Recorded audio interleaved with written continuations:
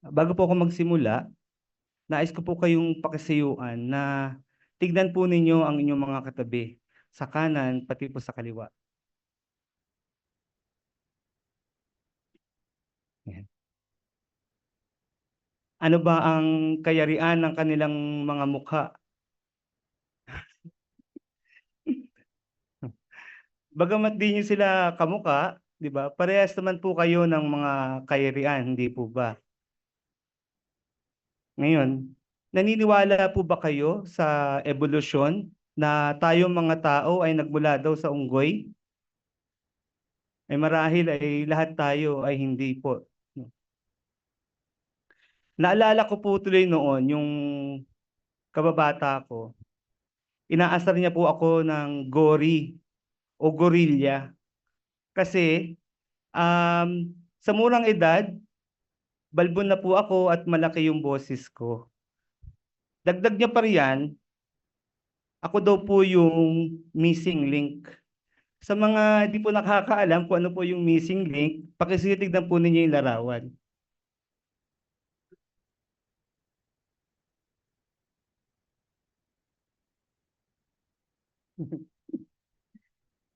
Ayan. Ako daw po yung nandun sa question mark. No, yung extinct creature halfway the evolutionary line between us, mga yung modern human beings at yung mga primates o yung mga unggoy, no? O di ba?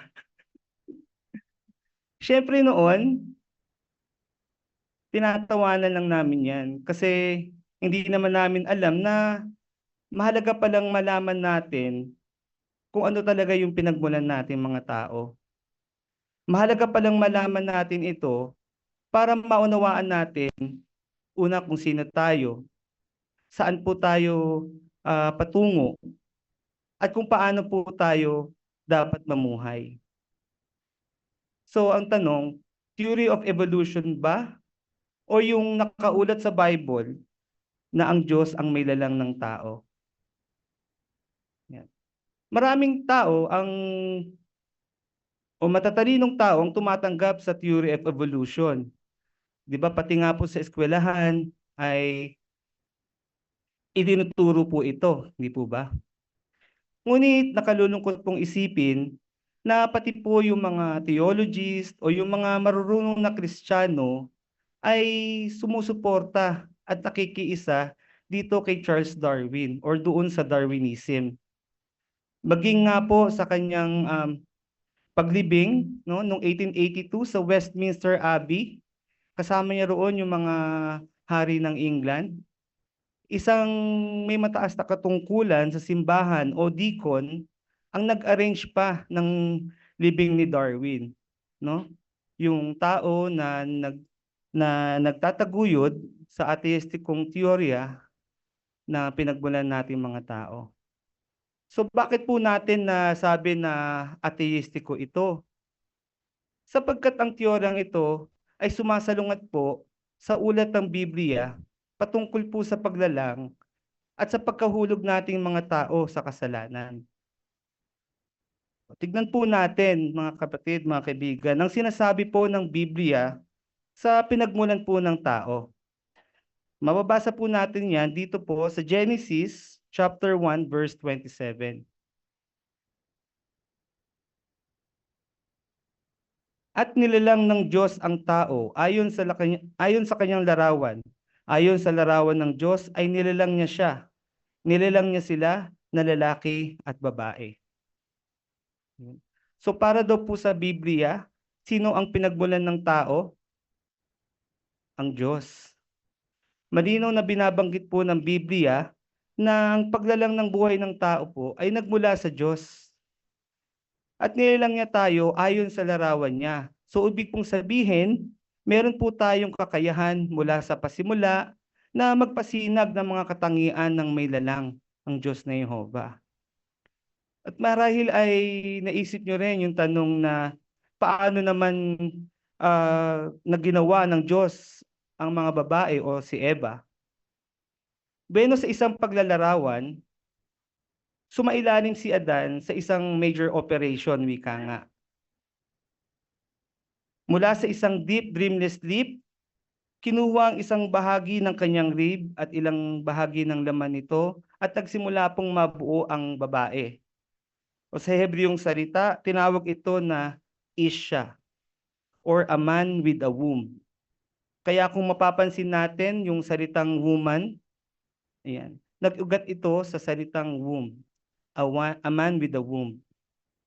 Kaya kung babalikan po natin yung verse 27 na binabanggit na nilalang niya sila bilang lalaki at babae, pinapatunayan lamang nito na kawangis ng tao ang Diyos at hindi po ng mga unggoy o doon sa ebolusyon. O di ba? Hindi po ba't paglapastangan po ito sa Diyos? Dahil kung sino pa yung mga nagtuturo patungkol sa Diyos at sa paglalang, ay gano'n na lang nila pinapahalagaan yung mismong nagtataguyod po ng ebolusyon. So ano pong naging resulta nito? Dahil sa pagsisikap po nila na pagkasunduin ang ang ebolusyon, ang Biblia at ang ebolusyon, pinahina po nito ang kredibilidad ng Biblia. Nagkaroon po ng malawakang pag-aalinlangan sa turo ng Bible. At magpasa hanggang ngayon, ito po ay umiiral. At alam niyo rin po ba na maaaring makaapekto sa ating paraan ng pamumuhay, sa pag-iisip at pag-uugali, kung ano ang pinaniniwalaan natin patungkol po sa pinagmulan nating mga tao? Halimbawa, dahil sa turo ng ebolusyon tungkol sa matiraang matibay at ang natural selection, nagkaroon ito ng malalim na epekto sa politika, partikular na sa konsepto ng labanan para mabuhay. Nagamit ito sa pagpapalakas ng imperialismo at racism ng panahon na iyon. Yung mga ideya po ni Charles Darwin, no? Naging batayan din ito ng mga mapanlinlang na mga filosofiya. Kabilang na riyan yung doktrina po ni Hitler, no? Yung tungkol po sa kahigitang panlahi. Base po sa pag-aaral, ang dami ng babaeng hayop na sinisipingan ng isang lalaking hayop ay nakadepende daw sa sukat ng katawan nila. So the more na mas malaki ang katawan ng lalaking hayop, ay dapat mas marami rin daw po ang kanilang mga partners. At dahil nga malapit ang larawan ng katawan nating mga tao sa mga unggoy or sa mga chimpanzee, kinakatuwiran ng ilan na tulad daw po ng mga chimp, ay dapat pahintulutan din ng mga tao na magkaroon ng higit isa kapareha sa sekso. At totoo po yan. Ganyan din ang ginagawa ng maraming tao sa ngayon. Ngunit ito po ba ay makatuwiran? Hindi po. Dahil ang mga bagay na maaaring totoo po para sa mga hayop ay karaniwan ng napatunayan na isang kapahamakan po sa ating mga tao. At ang resulta, pagkawalan ng moral, pagkawalan ng delikadesa, at ito po ay nagiging sanhi ng broken family, abortion, sakit, mental at emosyonal na trauma, selos, karahasan sa pamilya, at sa pinabayaang mga bata na lumaking hindi marunong makibagay, na magpapatuloy lamang sa nakapipinsalang siklong ito. At dahil ipinapantay nga ng ebolusyon ang mga tao sa mga hayop, nagiging madali para sa mga tao na okay lang pala na maging asal hayop o maging ugaling hayop tayo. O di ba? Iniisip mo ba talaga yung pamantayan natin sa sex ay iyahan tulad po natin sa mga unggoy? Hindi ba nakakaapekto ito sa ating pag-iisip, sa ating pong pag-uugali? Kaya mahalaga talaga ang pag-isipan natin, mga kapatid, mga bisita, na kung ano yung paniniwalaan natin, no? Dahil tayo po ay binabalaan, no, ni Apostol Pablo sa Colosas 2:8. Pakisuyo po na basahin natin yung Colosas chapter 2, verse 8. Sabi po rito, maging mapagbantay kayo para walang bumihag sa inyo sa pamamagitan ng filosofiya at mapanlinlang at walang saysay na mga ideya na ayon sa mga tradisyon ng tao at pananaw ng sanlibutan at hindi ayon kay Kristo. Ayun. So malinaw na malinaw po na talagang pinag-iingat tayo. Kasi baka manin lang po tayo. Dahil talagang pilit nilang isinusuksok ang turo ng ebolusyon sa iba't ibang paraan. Di ba? Hindi ba nakakalungkot yan? Kaya dapat tayo mag-ingat kung naapektuhan na po tayo sa turo ng ebolusyon. Kung susuriing mabuti, maraming hindi kayang ipaliwanag ang ebolusyon. Una, hindi nabibigyan ng kasiyahan ng ebolusyon ang paghahanap ng tao sa kahulugan ng buhay. Marahil ay maitanong nyo, ano ba ang kahulugan at layunin ng pag-iral ng tao? Ang universe ba, kinabubuhayan natin ay may kahulugan o may layunin? At dahil sa pagtanggi o dahil sa hindi pagtanggap o pagkakaila ng mga atheist sa dakilang may lalang, ang mga katanungang ito ay nananatiling walang kasagutan hanggang sa ngayon. Ngunit kapansin-pansin na ang pagsamba ay malalim nang nakaugat sa puso at isip ng mga tao o sa ibang salita ay maka-Diyos wika nga. Pero paano nagpasimula ang ganitong saloobin? Yan. Pag-isipan po natin ito. Kung ang buhay ay aksidente lang na umiral mula sa grupo ng mga nucleic acid at mga protein molecules, bakit naghahayag ito ng sining ng pag-ibig, kagandahan, pagsamba at pagkawalang hanggan? Hindi ba't nagpapahiwatig lamang nito na may isang naglalang na naglagay sa puso at isipan ng mga tao para sa layunin na sambahin siya? Ang mga katanungan hinggil sa kamanghamanghang katawan natin ay nananatiling mga walang kasagutan. Halimbawa, kung babalikan natin ang pagkalalang kay Eva kanina, marahil maisip ninyo na nabawasan na yung tadyang o yung ribs ni Adan, no? From regular na 24. Subalit, ayon sa makabagong medical na pag-aaral, ang damage o inalis na rib sa katawan ng tao ay muling tumutubo hanggat naroroon yung tinatawag na periosteum, no? Yung membrane of connective tissue that covers the bone. O hindi ba isang ebidensya ito na meron pong creator na kayang gawin ito? Ang mga ebidensya ng kamanghamanghang bagay na hindi masagot at maipaliwanag ng ebolusyon ay depekto ng teoryang ito. Yung ating utak, no? Kadalasan inihahintulad ito sa supercomputer, no? In terms of storing information. Ngunit higit pa riyan ang kakayahan ng ating utak. Kapag ang isang computer ay nasira o bumagal, nangangailangan pa ng isang technician o programmer para ayusin ito. Subalit ang ating utak, may kakayahan ito na gawin o gamutin ito ang kanyang sarili. Sa katunayan nga, yung ibang mga scientists at biologists, no, ang komento nila, yung human brain daw natin is the most complicated structure known and the most complex object in the universe. Bakit? Kasi magpasanggang ngayon ay hindi pa rin talaga nila nauunawaan ang ating human brain. Kaya yung tanong, bakit kaya ang utak ng tao ay kamangha-mangha at may kakayahan na gawin ng mga ito? Sinasagot yan ng Biblia at hindi ng ebolusyon. Nakaulat sa Biblia ang pagkakatulad at pagkakaiba ng tao at hayop. O doon po muna tayo sa Anong bagay na magkatulad ang tao at hayop ayon sa Bible?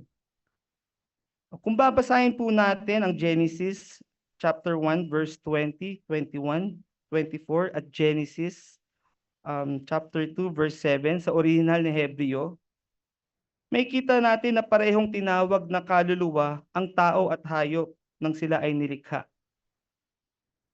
Ang kaluluwa ay tumutukoy sa kanilang pisikal na katawan. Pareho silang may pisikal na anyo o katawan. Kaya sa aspetong ito, magkatulad ang kanilang pagkalikha. Sa Ecclesiastes 3:19 and 20, binibigyan din na parehong kapalaran na naghihintay sa mga tao at sa hayop. Kung babasahin natin ang Ecclesiastes 3:19 and 20, sabi rito, dahil ang mangyayari sa hayop ay mangyayari din sa tao, pareho sila ng kahinatnan. Kung paanong namamatay ang hayop, namamatay rin ang tao, at lahat sila ay maiisang puwersa ng buhay. Kaya ang tao ay walang kahigitan sa hayop, dahil ang lahat ng bagay ay walang kabuluhan. Iisa lang ang kapupuntahan ng lahat, lahat sila ay galing sa alabok, at lahat sila ay babalik sa alabok. Yun. So ipinapakita rito na pareho ang pinagmulan at kahinatnan ng tao at hayop. Parehong nagmula sa alabok at parehong babalik sa alabok kapag namatay. Ngunit dito na lamang po nagtatapos ang pagkakatulad nating mga tao sa mga hayop. Dahil malaki talaga ang pagkakaiba nito or natin ayon sa Biblia. Ngayon kung babalikan po natin muli yung teksto sa Genesis 1:27, sinasabi na ang tao ay nilikha ayon sa larawan ng Diyos. Nangangahulugan lamang nito na may kakayahan po tayo na magpakita ng makadiyos na katangian, gaya ng pag-ibig, katarungan, karunungan at awa. At bakit tayo may ganitong kakayahan? Sapagkat nilikha tayo ng Diyos ayon sa larawan niya. Tayo ay dinisenyo ng Diyos na may kakayahang i-develop ang mga katangiang ito. Subalit ang mga hayop, kumikilos lamang sila ayon sa kanilang mga instinct. O isa pang mahalagang pagkakaiba, may kita natin sa Mateo 5:3. Maligaya ang mga nakauunawa na kailangan nila ang Diyos dahil mapapasa kanila ang kaharian ng langit. Dito, ipinapakita na binigyan tayo ng Diyos ng kakayahang sumamba o magkaroon ng espiritualidad, magkaroon ng kaugnayan sa Diyos. Tayo lamang ang may kakayahang hanapin at sambahin ang Diyos, no? O maghanap ng higher being kahit hindi pa natin sila kilala. Ang kakayahang ito ay natatangi lamang sa ating mga tao. At sabi sa Mateo 5:3, ito po ay ibinigay sa atin ng Diyos. Ang kakayahan po natin mag-meditate, magbulay-bulay, at palalimin ang ating kaugnayan sa Diyos ay isang aspeto ng espiritualidad na eksklusibo lamang sa ating mga tao. Walang hayop ang nakapagsasagawa ng pagsamba. Halimbawa, kung mahilig po kayo sa mga pusa, sa mga aso, makikita nyo ba ito na tulala, no? Dila-dila yung kanilang mga balahibo. Iisipin nyo ba na ito ay nagbubulay-bulay, nagme-meditate para sa kinabukasan niya, kinabukasan ng kanyang mga kuting? Hindi po. Dahil wala silang ganitong kakayahan. Dahil ang kalaman po nila ay muli base lamang po sa kanilang mga instinct. Ngunit ang tao ay hindi ganoon. May kakayahan po tayong paunlarin ang ating mga katangian at relasyon sa Diyos. At yan po ang pinakamalaking pagkakaiba natin sa mga hayop. Basahin din po natin at tignan yung ang Ecclesiastes 3:11. Sabi rito, ginawa niya maganda ang lahat ng bagay sa tamang panahon nito. Inilagay pa nga niya sa puso nila ang magpakailanman, pero hindi maunawaan ang ng sangkatauhan ang lahat ng gawa ng tunay na Diyos mula pa simula hanggang wakas. Ipinapakita rito na nilikha tayo ng Diyos na may kagustuhang mabuhay magpakailanman.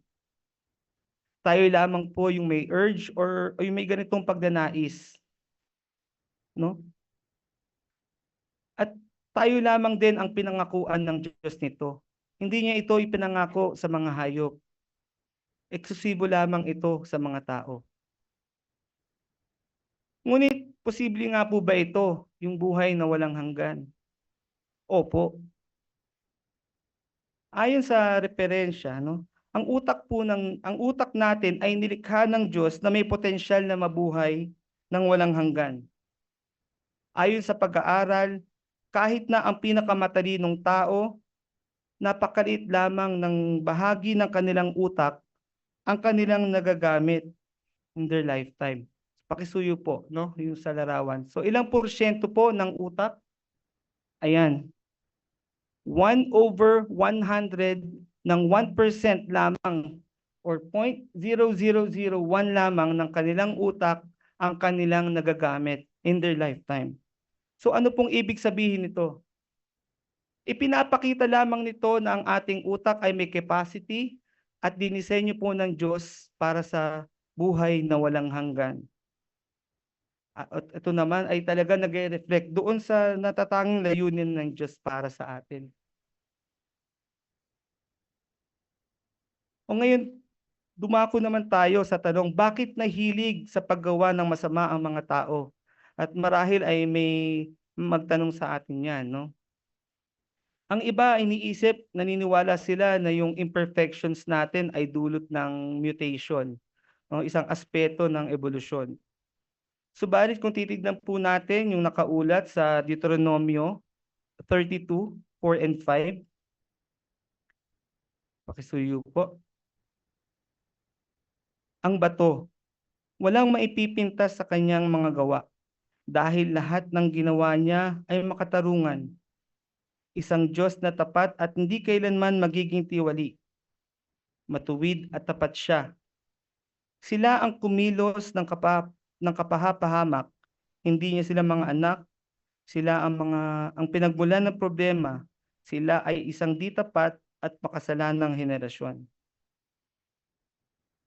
So pansinin po natin sa talata 4 kung sino yung tinutukoy na bato. Hindi po yung senador, ha. Ayun. Ang tinutukoy na bato dito ay yung Diyos na Jehovah, no? Dahil ang Diyos na Jehovah ay perpekto. Kaya nang lalangin niya ang tao, perpekto rin. Subalit sa talata 5, no? Kung titignan natin, ano sinasabi roon kung bakit nagkaroon ng imperfections ang tao? Sila mismo ang nagdala ng kapahamakan sa kanilang sarili. Hindi Diyos ang may kagagawa nito mula sa pasimula. Dahil sa simula pa lang, nais ng Diyos na maging perpekto tayo mga tao. Nais po ng Diyos na mabuhay ang tao ng walang hanggan, ngunit ang tao mismo ang nagdala ng imperfection sa kanilang sarili. Kaya't malinaw po, yung imperfection ng tao ay hindi po galing sa o resulta ng evolusyon o yung mutation. Yan po ang pinapaliwanag ng Biblia. O ngayon, balikan po natin, gaano nga ba talaga kahalaga kung ano ang pinaniniwalaan natin tungkol sa pinagmulan ng tao. Kanina nabanggit ko po na malaki ang epekto nito sa ating pag-iisip, pag-uugali. Nakakatakot po kapag tayo ay naniwala sa turo ng ebolusyon. Dahil ang ebolusyon ay nakapipinsala. Dahil binibigyang katuwiran nito ang makahayop na asal at nakikipagtungguli ito sa budhi. Ang ebolusyon din ay hindi nakapagbibigay ng tiyak na pag-asa para sa hinaharap. Ngunit kapag pinanghawakan natin ang turo ng Biblia tungkol sa paglalang at kung kanino tayo nagmula, magkakaroon po tayo ng tunay na pag-asa. Kaya dapat nating yakapin ang nakapagbibigay turo ng Biblia. Dahil ang turo ng Biblia ay tiyak. Bakit? Dahil ito po ay mula sa Diyos.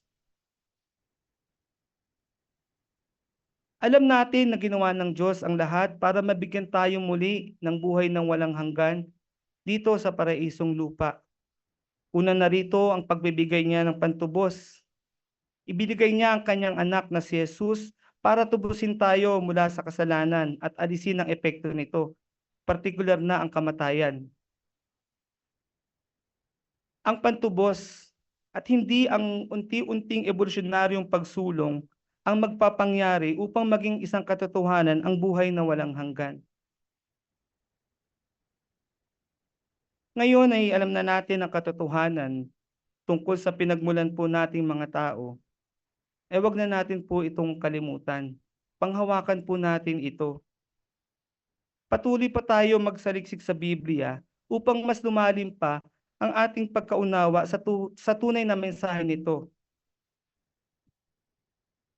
Palalimin pa natin ang ating ugnayan sa Diyos na Yehova at patuloy pa tayong humingi ng tumpak na kaalaman sa Kanya para maiwasan natin yung kalituhan o pagdududa, no, sa mga tanong kung saan nagmula ang tao.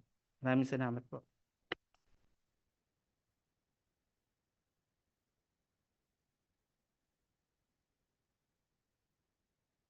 Maraming salamat, Brother Jimeno, sa maliwanag na ka-explain kung saan nagmula ang tao. Ang ganitong pag-aaral ng Biblia o pahayag